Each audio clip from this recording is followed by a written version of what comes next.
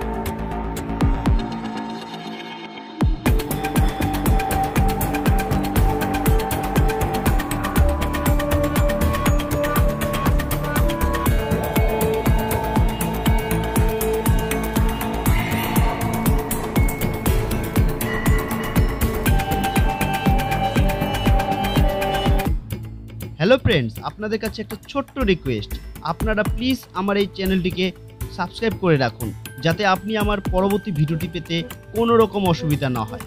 আর হ্যাঁ, আপনারা অবশ্যই জানান আপনি কোন বিধানসভার অন্তর্গত এবং কোন দলকে সাপোর্ট করেন, জানান আমার কমেন্ট বক্সে।